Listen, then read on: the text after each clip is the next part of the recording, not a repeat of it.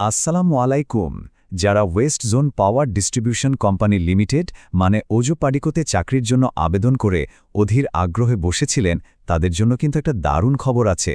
অপেক্ষার পালা কিন্তু শেষ।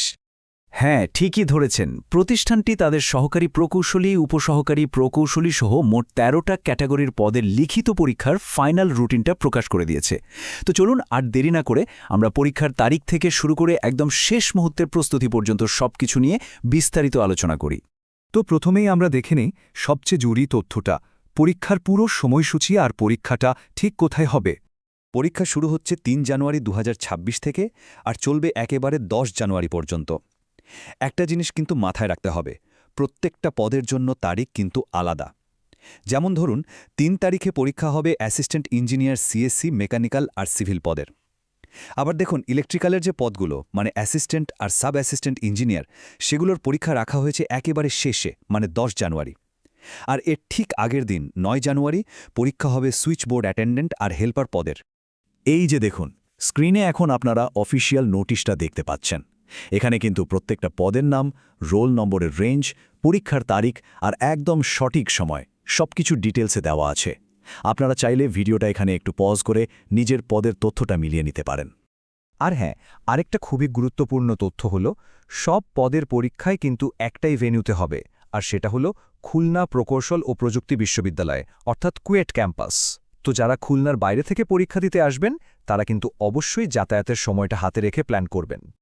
আচ্ছা, এবার চলুন এমন কিছু জরুরি নির্দেশনার কথা জেনে নেই যেগুলো কোনোভাবেই মিস করা যাবে না।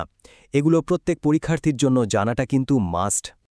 আচ্ছা, একটা প্রশ্ন করি, অ্যাডমিট কার্ড বা প্রবেশপত্র নিয়ে সবচেয়ে গুরুত্বপূর্ণ নিয়ম কোনটা হতে পারে, যেটা না মানলে হয়তো পরীক্ষা কেন্দ্রে একটা বড় সমস্যায় পড়তে হতে পারে?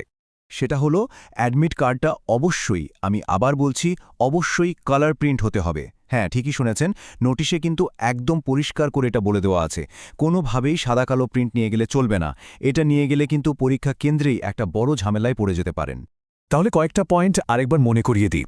jobs.wzpdcl.gov.bd এই ওয়েবসাইটে গিয়ে অ্যাডমিট কার্ডে ডাউনলোড করতে হবে। প্রিন্ট করার সময় খেয়াল রাখবেন এটা যেন অবশ্যই রঙিন হয়। আর যাতায়াতের জন্য কিন্তু কোনো ধরনের টিএ, ডিএ বা ভাতা দেওয়া হবে না। তো রুটিন আর নিয়মকানুন তো জানা হলো। চলুন এখন কথা বলি শেষ মুহূর্তের প্রস্তুতি নিয়ে, মানে কিভাবে এই কয়েকটা দিনকে সবচেয়ে ভালোভাবে কাজে লাগানো যায়। বিগত বছরগুলোর পরীক্ষার প্যাটার্ন দেখেই কিন্তু এই টিপসগুলো দিচ্ছি।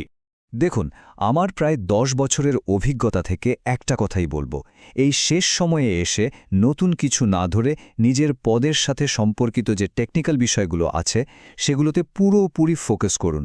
ডিপার্টমেন্টাল থিওরিগুলো আর একবার ঝালিয়ে নিন, আর ছোট ছোট ম্যাথগুলো দ্রুত সলভ করার প্র্যাকটিস করুন, কারণ পরীক্ষার হলে কিন্তু সময় একদম দৌড়ের ওপর থাকে।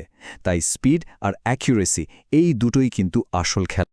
এক কথায় বলতে গেলে ওজো পাডিকোর মতো পরীক্ষাগুলোতে এই দুটো জিনিসই কিন্তু আপনাকে এগিয়ে রাখবে। এক হলো টাইম ম্যানেজমেন্ট আর দুই হলো আপনার টেকনিক্যাল নলেজ। এই দুটোতেই যে ভালো করবে সাফল্য কিন্তু তারই আসবে। যারা যারা পরীক্ষা দিচ্ছেন সবার জন্য আমার পক্ষ থেকে অনেক অনেক শুভকামনা রইল। আশা করি আপনাদের সবার প্রস্তুতি দারুণ হবে এবং পরীক্ষাটাও খুব ভালো হবে। যাওয়ার আগে আপনারা কে কোন পদের জন্য পরীক্ষা দিচ্ছেন সেটা কিন্তু কমেন্ট করে জানাতে পারেন।